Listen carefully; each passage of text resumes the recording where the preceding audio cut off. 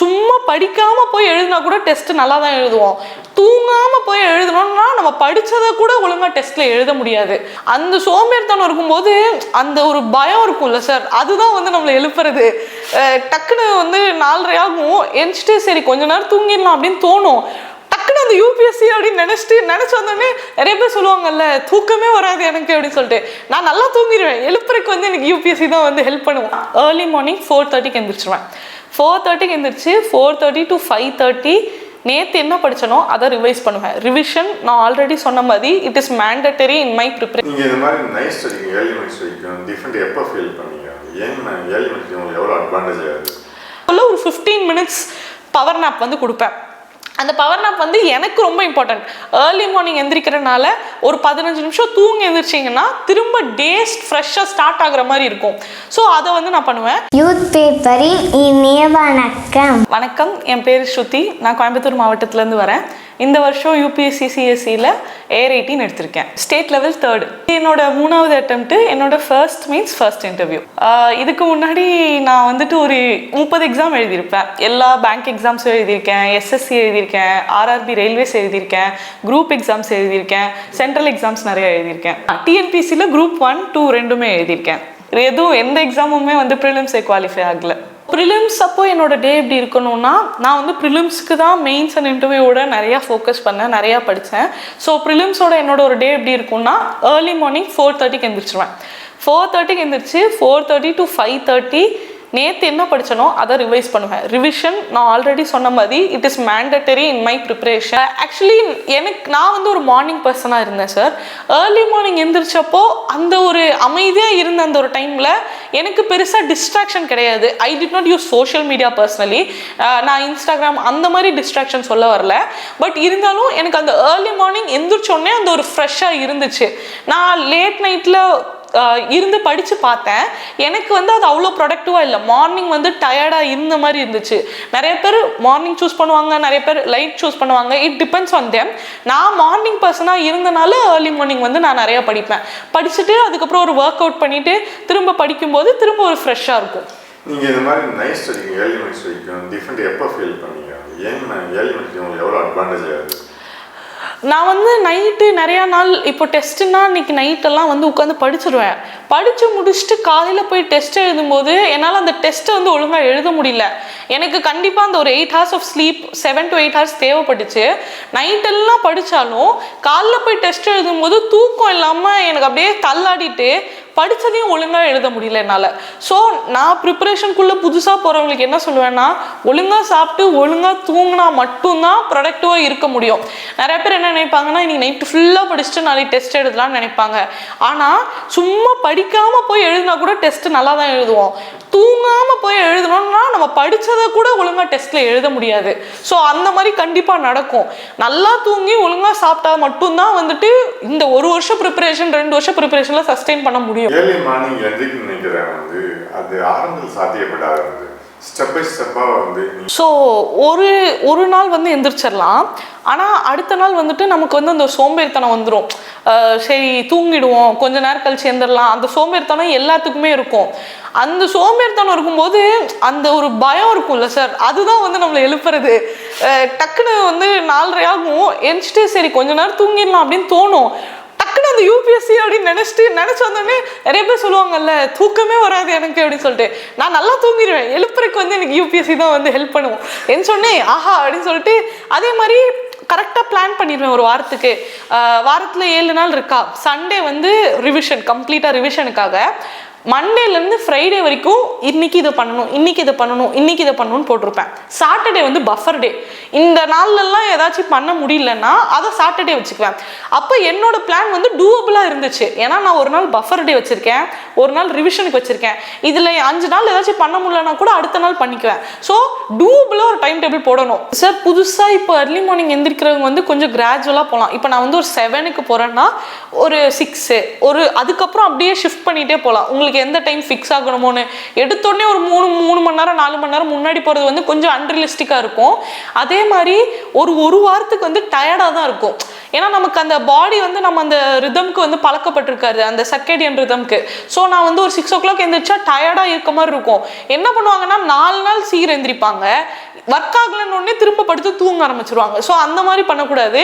At least ஒரு 21 days ஒரு விஷயம் வந்தால் தான் உங்களுக்கு அந்த சைக்கிளில் ஒர்க் ஆகும். ஸோ ஒரு 21 நாள் கொஞ்சம் கஷ்டப்படுற மாதிரி இருக்கும். ஒன்ஸ் ஏர்லி மார்னிங் எந்திரிச்சு பழகிட்டோம்னா அது ஒரு வேற டைப் ஆஃப் காம்னஸாக இருக்கும். உங்களுக்கு ஒரு பீஸாக இருக்கும். எல்லா இடமும் அமைதியாக இருக்கும்போது உங்கள் மைண்ட் செட்டே ரொம்ப டிஃப்ரெண்ட்டாக இருக்கும். இப்போ நான் 10 மணி நேரம் 12 மணி நேரம் படிக்கிறதுக்கும் அந்த காலையில் ஒரு 3 மணி நேரம் 4 மணி நேரம் ஈக்குவலாக என்னால் படிக்க முடியும்னா அப்போ அந்த டைம் தான் நான் எடுக்கணும். ஸோ எந்த டைம்ல நான் ப்ரொடக்டிவாக இருப்பேன்னு நம்ம கிட்ட ஒர்க் பண்ணுறது தான் அதிகமாக இருக்கும். நான் தான் டார்கெட் வச்சிருக்கேன்ல, இன்னைக்கு இதுதான் பண்ணணுன்ற அந்த ஒரு பயம் தான் என்னை பயங்கிறத விட அது ஒரு கருக்கடை சொல்லுவாங்கல்ல, இன்னைக்கு இதை முடிக்கணும் அந்த ஒரு விஷயம். நம்ம ஸ்டார்டிங்கில் எல்லா விஷயமும் புதுசாக இருக்கும், படிச்சிருவோம். ஆனால் போக போக படித்ததே திரும்ப படிக்கிறது தான் கஷ்டமாக இருக்கும். ஒரு விஷயத்த ஒருக்கா படிச்சிடலாம், 2-3 தாட்டி படிக்கும்போது ஒரு சலிப்பு தட்ட ஆரம்பிச்சிடும். அந்த இடத்துல தான் நம்ம அதை எவ்வளோ சந்தோஷமாக பண்ணுறோங்கிறது தான் ப்ரிப்பரேஷனே. ஒரு 3ஆவது தாட்டி படிக்கும் போது எனக்கு அதே ஒரு ஜோஷோட அதே ஒரு ஜாயோட படிக்க ஆரம்பிச்சேன்னா அப்படியே ஈஸியாக பாஸ் ஆகிட்டு போயிடலாம். இல்லை இப்போ புதுசாக ஒரு ஆஸ்பிரண்ட்டாக இருக்கீங்க அப்படின்னா நான் என்ன சொல்லுவேன்னா, இப்போ நீங்கள் ஒரு மார்னிங் பர்சனாக இருக்கீங்க அப்படின்னா try waking early in the morning. நீங்கள் இன்னி எக்ஸாமுக்கு ஒரு 6 மாதம் இருக்குது, ஒரு 8 மாதம் இருக்குது அப்படி யோசிக்காதீங்க. ஒவ்வொரு நாளும் முக்கியம். ஒரு நாளில் சின்னதாக ஒரு 1% நம்மளால இல்லை ஒரு 0.1% பண்ண முடிஞ்சால் கூட அந்த மாற்றம் இம்பார்ட்டன்ட் தான். ஸோ ஒரு ஆஸ்பிரண்ட்டுன்னு நீங்கள் யூபிஎஸ்சிக்குள்ளே வந்துட்டீங்கன்னா நமக்கு எந்தெந்த டைமை ப்ரொடக்டிவாக யூஸ் பண்ண முடியுமோ அதை பிளான் பண்ணிக்கணும். ஐ டோன்ட் சே நம்ம யார்கிட்டையும் பேசக்கூடாது, நீங்கள் தனியாக இருக்கணும், அந்த மாதிரி நான் சஜஸ்ட் பண்ணவே மாட்டேன். எல்லாத்துக்கிட்டையும் பேசி பழகலாம், எல்லாம் பண்ணலாம். ஆனால் படிக்கணுன்ற அந்த ஒரு டைம் இருந்தால் நம்ம மைண்ட் செட்டை அதுக்கு கரெக்டாக ஃபிக்ஸ் பண்ணிவிட்டு அந்த டைமை ப்ரொடக்டிவாக யூஸ் பண்ணிக்கணும். அப்போ நம்மளால ஈஸியாக எக்ஸாமை கிராக் பண்ணிட முடியும். ப்ரிலிம்ஸ் அப்போ என்னோட டே எப்படி இருக்கணும்னா, நான் ப்ரிலிம்ஸ்க்கு தான் மெயின்ஸ் அண்ட் இன்டர்வியூவோட நிறையா ஃபோக்கஸ் பண்ணேன், நிறையா படித்தேன். ஸோ ப்ரிலிம்ஸோட என்னோட ஒரு டே எப்படி இருக்கும்னா, அதே மாதிரி மார்னிங் டைமில் எந்தெந்த சப்ஜெக்ட்ஸ் ரொம்ப இம்பார்ட்டண்ட்டோ அதை படிப்பேன். So I use to have 2 subjects. இப்போ பாலிட்டி, ஜியோகிராஃபி, ஹிஸ்ட்ரி, என்விரான்மெண்ட் அந்த மாதிரி 2 சப்ஜெக்ட்ஸ் வச்சு படிப்பேன். So morning highly productive. எந்த சப்ஜெக்ட் கஷ்டமாக இருக்குது அதை நான் மார்னிங் படிப்பேன். எக்கனாமிக்ஸு, ஜியோகிராஃபி எனக்கு கஷ்டமாக ஃபீல் ஆகிறத மார்னிங் படிப்பேன். ஆஃப்டர்நூனில் கொஞ்சம் எனக்கு ஈஸியாக இருக்க சப்ஜெக்டை ஆஃப்டர்நூன் படிப்பேன். நடுவில் ஒரு நாப்பு, ஒரு பவர் ஸ்லீப் நான் எப்பவுமே எடுப்பேன். நிறைய பேர் சொல்லுவாங்க ப்ரிலிம்ஸ் வரும்போது அந்த டைமில் தூங்காதீங்க அப்படின்னு சொல்லுவாங்க. எக்ஸாம்னால இன்னைக்கு ரொம்ப பேனிக்காக இருப்போம், நினச்சாலும் தூக்கம் வராது. ஸோ நான் என்ன பண்ணுவேன்னா அந்த 9:30 to 11:30 ஷார்ப்பாக இருக்கணும். அந்த டைம் லைக் எக்ஸாம் டைம் விட்டுருவேன். மதியம் 2:30, 4:30 இந்த டைம்லலாம் ஸ்லீப் பண்ண மாட்டேன். நடுவில் ஒரு 15 minutes பவர் நாப் கொடுப்பேன். அந்த பவர் நாப் எனக்கு ரொம்ப இம்பார்ட்டன்ட்.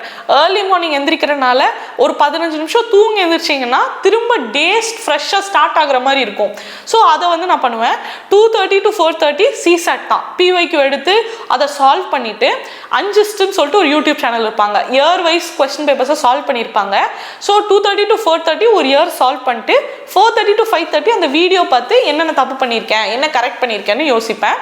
அந்த ஆல்டர்னேட் டே சிசாட் நான் முதல்வனில் டாபிக் வைஸ் கம்பைலேஷன் இருந்துச்சு, PYQs. அதை எடுத்து சால்வ் பண்ணிவிட்டு அதில் என்ன தப்பு பண்ணியிருக்கேன்னு பார்ப்பேன். அண்ட் ஈவினிங்க்கு மேலே கரண்ட் அஃபேர்ஸ் பார்ப்பேன். கரண்ட் அஃபேர்ஸ்க்கு ரொம்ப எம்ஃபசிஸ் கிடையாது. நான் ஆல்ரெடி சொன்ன மாதிரி தான். நிறைய பேர் என்ன நினைப்பாங்கன்னா ஜியோகிராஃபி, மேப்பிங் இதெல்லாம் கரண்ட் அஃபேர்ஸ் நிறையா பார்க்கணுன்னு யோசிப்பாங்க. நீங்கள் எடுத்து பாருங்கள், PYQஸோட தான் லிங்க் ஆகும். நிறையா பிளேசஸை திரும்ப திரும்ப PYQஸில் இருந்து தான் கேட்பாங்க. ஸோ அதை நம்ம யோசிச்சு கரண்ட் அஃபேர்ஸாக ஒரு டாப்பிக்காக இருந்தாலும் அதை எப்படி PYQவோட லிங்க் பண்ணணுன்றதை யோசிக்கணும். இப்போ ஃபார் எக்ஸாம்பிள் கரண்ட்டாக பிரச்சனையில் என்ன இருக்குது, ஈரான் இஸ்ரேல்லாம் இருக்குன்னா அதோட பிரச்சனை எல்லாத்தையும் ஒரு யூபிஎஸ்சி ஆஸ்பிரண்ட் தெரிஞ்சுக்கணுங்கிற அவசியம் கிடையாது. PYQ எடுத்து பார்த்தீங்கன்னா என்ன கேட்பான், இஸ்ரேலை சுற்றி என்னென்ன இடம் இருக்குது, ஈரானை சுற்றி எந்தெந்த இடம் இருக்குது, வாட்டர் பாடிஸ்க்கு பார்டர் பண்ணுதா, இவ்வளோ தான் கேட்பாங்க. ஸோ நம்ம கரண்ட் அஃபேர்ஸ்னு போகாமல் அதுலேயும் ஸ்மார்ட்டாக செலக்டிவாக யூபிஎஸ்சி எந்த மாதிரி கேள்வி கேட்பானோ அந்த மாதிரி மட்டும்தான் படிக்கணும். நம்ம கான்ட்ரவர்சி இல்லை இவங்க அதை பண்ணாங்க ஆயில் இவ்வளோ விலை அதெல்லாம் நமக்கு தேவையே இல்லை. அதே மாதிரி நிறைய டேட்டா பின்னாடி போகணுன்றதும் கிடையாது. PYQs பார்த்தீங்கன்னாலே தெரியும். ஸோ இந்த மாதிரி எந்த விஷயமும் பண்ணாமல் நம்ம படிக்கிறது தான் இம்பார்ட்டண்ட்டு. ஸோ சாயங்காலம் கரண்ட் அஃபேர்ஸ் படிப்பேன். கரண்ட் அஃபேர்ஸ் படித்தோடனே அன்னைக்கு நைட்டு அன்னைக்கு டே ஃபுல்லாக என்ன பண்ணணும் அதை ரிவைஸ் பண்ணுவேன். Revision is mandatory, very important. நிறைய பேர் என்ன பண்ணுவாங்கன்னா இன்னைக்கு ஒரு 10 பேஜா 9 பேஜ் தான் படிச்சிருக்கேன், ரிவைஸ் பண்ண வேணாம், இன்னொரு பேஜ் எக்ஸ்ட்ரா படிச்சிடலாம் அப்படி யோசிப்பீங்க. நான் என்ன சொல்கிறேன்னா, படித்த 9 பேஜை கரெக்டாக படிக்கணும். 10 பேஜும் படிச்சுட்டு அதை மறக்கிற மாதிரி இருக்கக்கூடாது. ஸோ ரிவிஷன் வந்து ரொம்ப இம்பார்ட்டன்ட். எல்லாரும் கேட்குற போது ஓகேவா ரிவிஷனா அப்படின்னு சொல்லுவீங்க, ஆனால் உங்கள் ப்ரிப்பரேஷனில் அதை இம்ப்ளிமெண்ட் பண்ண மாட்டீங்க. ஏன்னா நமக்கு ஒரு புதுசில் வந்து நிறையா படிக்கணுன்ற அந்த ஒரு பயத்தில் புதுசாக படிச்சுட்டே இருப்பீங்களே தவிர படித்ததை ரிவைஸ் பண்ண மாட்டீங்க. அது வந்து ரொம்ப இம்பார்ட்டன்ட்டு. அதுக்காக என் டேல அந்த என் டே ஸ்பெண்ட் பண்ணுவேன். திரும்ப மார்னிங் எழுந்திரிச்சோடனே திரும்ப இதே சைக்கிள் தான் ஃபாலோ